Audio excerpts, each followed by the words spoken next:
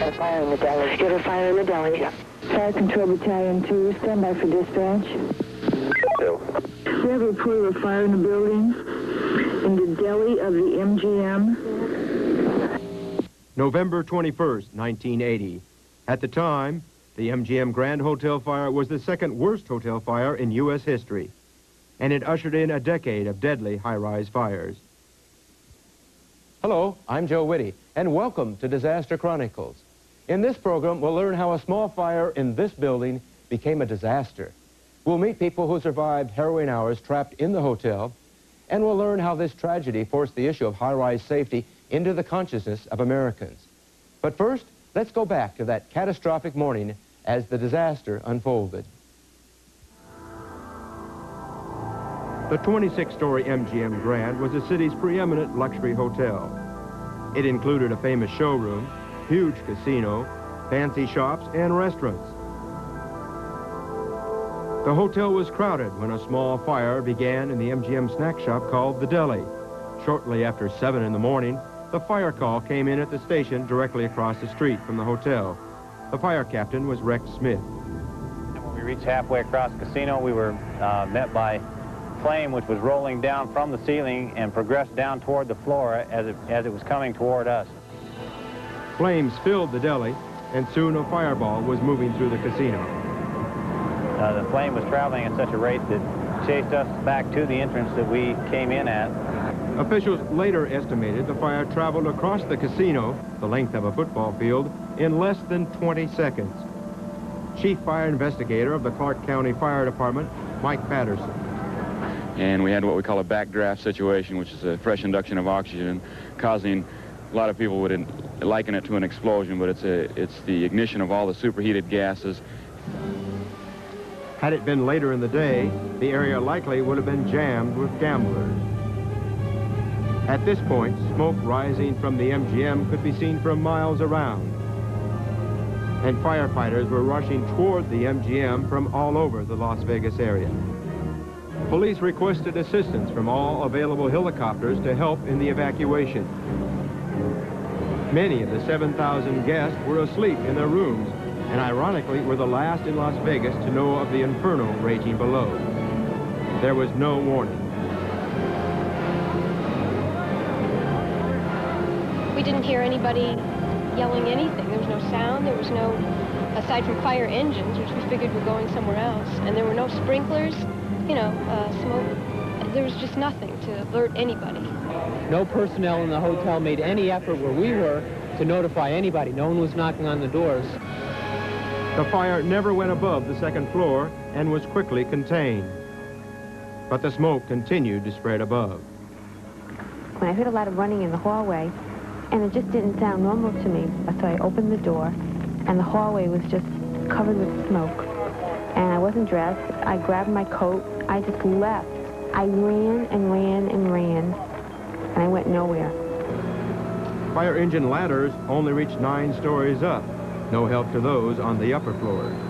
We're on 19th floor, and the smoke was coming. We were at an angle, and so we were really getting the smoke. And we took wet towels and soaked them in water, put wet towels by the door. And we just lucky to get out of there.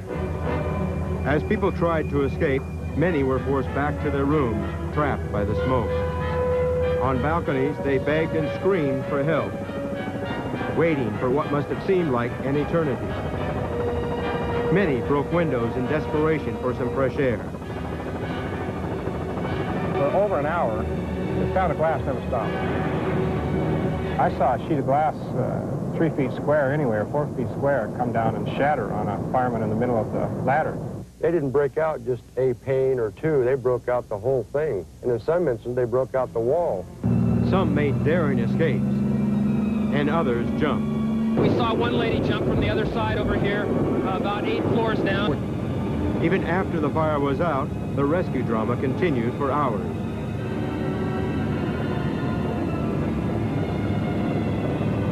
When I got to the ladder, it tilted and broke, and the firemen pulled me back.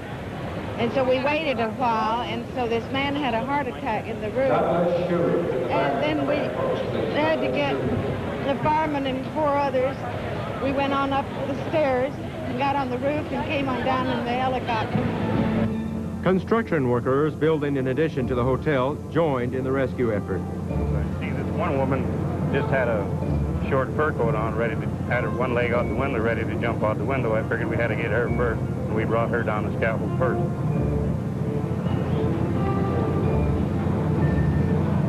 And I went up 2 more times after that and got more people down, but that's when the smoke got to me, and I went to the hospital 4 days.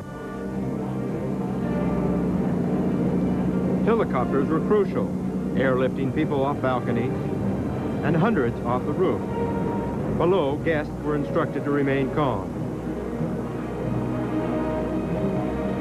The firemen will reach you. Stay in the building. The firemen will reach you. But the helicopters also created a great deal of confusion, noise, and blowing debris.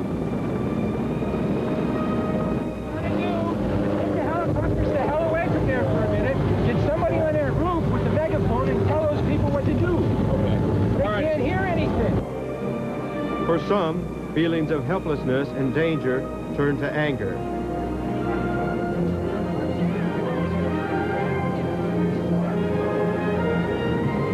As a stream of people slowly emerged from the hotel, some on their own power, others in much more desperate condition, frantic life-saving efforts went on in the street.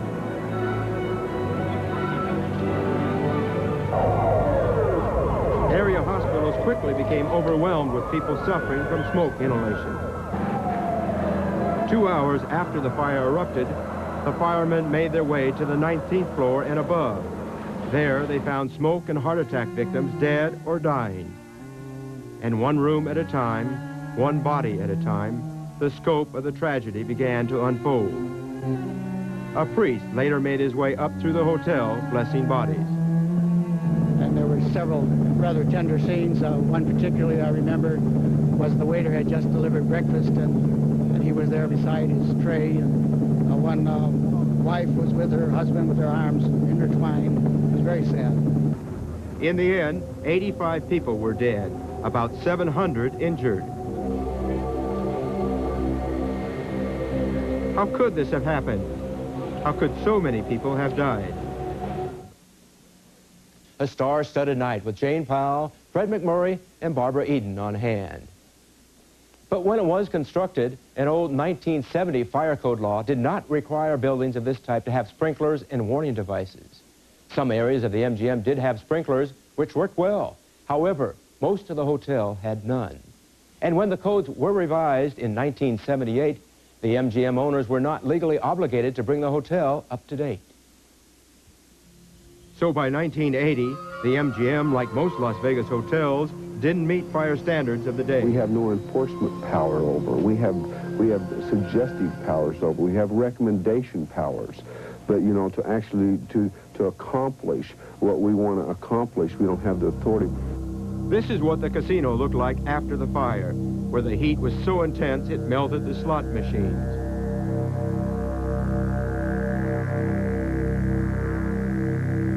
And the theater, another place of play and entertainment, turned tragic.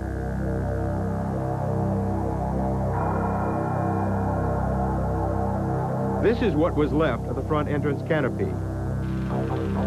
17 people died on the ground floor, 8 from burns, the others from smoke inhalation. Fire investigator Mike Patterson. If there had been sprinklers in there, we'd have had some water damage pour down in that deli area, and that would have been it. That would have been it. That's as far as it would have gone. I feel personally that all we would have been doing at this particular hotel was vacuuming up water rather than putting out fire. For many on the upper floors, death came when they smashed windows. Again, fire investigator Mike Patterson. In quite a few instances, we found that a lot of the smoke was coming in outside the exterior of the building. Yes, up the exterior of the building. When they broke the windows out, some of the victims we found in the rooms were overcome by smoke from the windows that was let through from the outside, yes. But the focus of attention was on allegations of serious fire and building code violations, which emerged in the days and weeks after the fire. The source of the fire was traced here to the pantry, where the blaze started as a small electrical fire, a fire that may have smoldered for hours before becoming a full-fledged inferno. Feeding on combustible contents and interior finishes, the fire spread quickly. Once it reached the casino, an array of gambling equipment, mirrored plastic ceilings, and decorative trim fueled the flames and created the poisonous smoke. The hotel did not have smoke detectors, and the fire alarm's manual system failed. The smoke spread through stairways, elevator shafts, corridors, and the ventilation equipment. The high-rise towers acted like giant chimneys. Tourism is the lifeblood of Nevada, and residents were in a state of shock. Nevada Governor Robert List. It's just a burned-out devastation, and it turns your stomach. The governor set up a special fire safety commission to discuss strengthening fire safety codes. Completely off of the property. Off of the property, gentlemen. Tensions were high. The pressure was on the hotel's owners to come up with answers. Just days after the fire, a controversy erupted. Owners of the MGM Grand were told even before the hotel was built that plans for fire safety should be improved. Sunday, the hotel's top management denied that, but this man, Las Vegas fire captain Carl Lowe, told NBC News he recommended improvements in 1972 during a meeting with the architects of the hotel. We went ahead and made recommendations, whether it be verbal with those architects sitting with us at the table or in writing. Why do you suppose the hotel didn't change? I have no idea. Why wasn't this done? I never heard of his request. The MGM fire became a unique disaster in legal terms. Hundreds of lawyers descended on Las Vegas, resulting in many multi-million-dollar personal injury claims, counterclaims, cross-claims, and defenses. Many of the cases were consolidated into what was, at the time, the first, largest, and most complex mass disaster lawsuit in history. MGM and over 80 product manufacturers and suppliers were sued.